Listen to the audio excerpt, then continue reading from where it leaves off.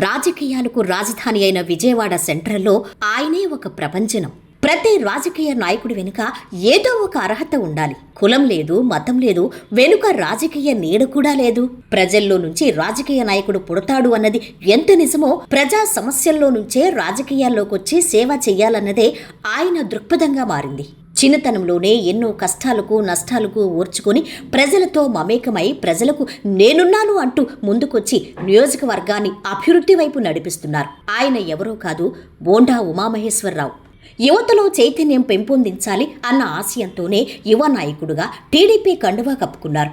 అనతి కాలంలోనే రాజకీయాలకు ఉద్యమాలకు పురుటిగడ్డైన విజయవాడలో తనదైన ముద్ర వేసుకున్నారు. ఒకవైపు కాంగ్రెస్, మరోవైపు కమ్యూనిస్టు బలంగా ఉన్న ప్రాంతాన్ని ఎంచుకున్నారు. ఎందరో నిరుపేదలు, మరెందరో నిలువ నీడలేని పేదలు ఆ ప్రాంతంలోకి వెళ్లాలంటేనే భయపడే పరిస్థితి. మురికి కోపంలా ఉన్న ప్రాంతాన్ని సేవ చేసేందుకు ఎంచుకున్నారు. ఆయన సేవ చేస్తున్న సమయంలో ఆ వైపుకు వెళ్లాలంటేనే భయం వేసేది. రోడ్లు లేవు, బస్సులు లేవు, వాహనాలు లేవు, చివరికి తాగేందుకు నీరు కూడా లేదు. విజయవాడలో అపరిశుభ్రంగా ఉన్న నీరంతా ఆయన నియోజకవర్గంలోనే నిలువుండేది. ఒకవైపు బుడవేరు సమస్య, మరోవైపు వరద సమస్య, మరోవైపు దోమల సమస్య. అన్ని సమస్యలు ఆ నియోజకవర్గం చుట్టూనే తిరుగుతూ ఉండేవి. అయినప్పటికీ మొక్కవోని ధైర్యంతో నేనీ ప్రాంతాన్ని అభివృద్ధి పరచాలి, ఈ ప్రాంత ప్రజలకు సేవ చేయాలి అన్న ధైర్యంతో ప్రతి మనిషి మనసులోనూ తనదైన ముద్ర వేసుకున్నారు బోండా ఉమ. రాజకీయం నిజాయితీకి నిలువెత్తు రూపం. మాటల తూటాలతో ప్రత్యర్థులపై ఎగసిపడే కెరటం. కృషి పట్టుదల ఉంటే సామాన్యుడు సైతం అసాధ్యాలు సుసాధ్యం చేయొచ్చని నిరూపించిన అసామాన్యుడు. సాధారణ కుటుంబంలో పుట్టి అకుంఠిత దీక్షతో ప్రజాసేవకుడిగా అంచెలంచెలుగా ఎదుగుతూ ప్రజల గుండెల్లో తిరుగులేని నాయకుడయ్యారు. ఒక్క మాటలో చెప్పాలంటే ప్రజాక్షేత్రంలో సేవాసేద్యం చేస్తున్న మహర్షి. 2 దశాబ్దాలుగా విజయవాడ సెంట్రల్ నియోజకవర్గ ప్రజల సేవకు తన జీవితాన్ని అంకితం చేసిన నిస్వార్థ ప్రజా సేవకులు. ప్రభుత్వ విప్, ప్రస్తుత సెంట్రల్ నియోజకవర్గం శాసనసభ్యులు బోండా ఉమామహేశ్వరరావు గారు. బోండా ఉమామహేశ్వరరావు ఉమ్మడి కృష్ణా జిల్లాల ప్రజలకే కాదు, తెలుగు రాష్ట్రాల ప్రజలకు సైతం పరిచయం అక్కర్లేని పేరు.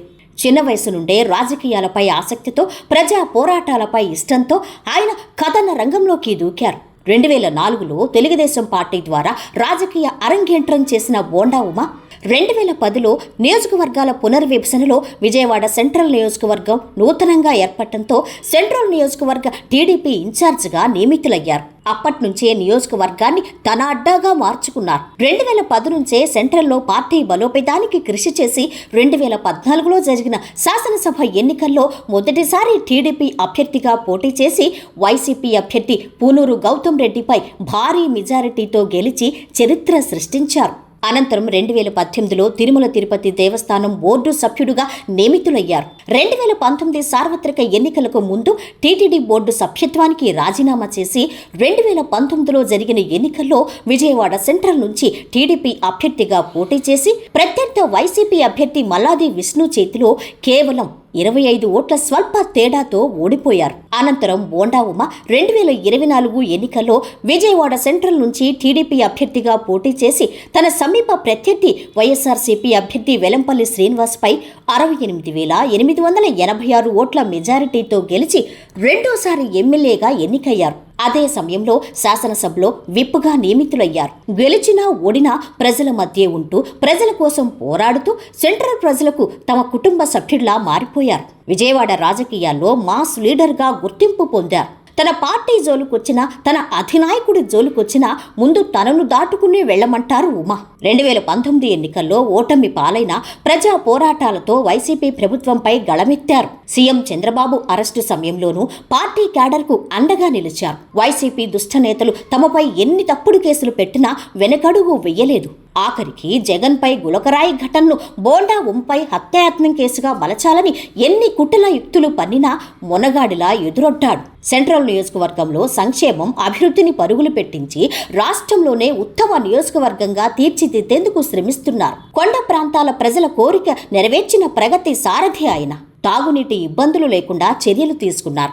రాజకీయంగా సాధించిన విజయాలను, చేసిన అభివృద్ధిని పక్కన పెడితే బోండా ఉమ నిజమైన ప్రజల మనిషి, గొప్ప మానవతావాది. తనకు రాజకీయ జన్మనిచ్చిన సెంట్రల్ నియోజకవర్గ ప్రజలంటే ఆయనకు పంచ ప్రాణాలు. ఎక్కడ ఎవరికి ఏ కష్టం వచ్చినా ఆయన తల్లడిల్లిపోతారు. క్షణాల్లో అక్కడికి వెళ్లి వారి కష్టాలు తీర్చి అండగా నిలబడతారు. తాను పనుల్లో బిజీగా ఉన్న తన కుమారులను పంపిస్తారు. పేరు గొప్ప అయినా పేదలు ఎక్కువగా ఉన్న సెంట్రల్ ప్రజలకు సీఎం రిలీఫ్ ఫండ్స్ ద్వారా వారి ఆరోగ్యాలకు భరోసాగా నిలుస్తున్నారు.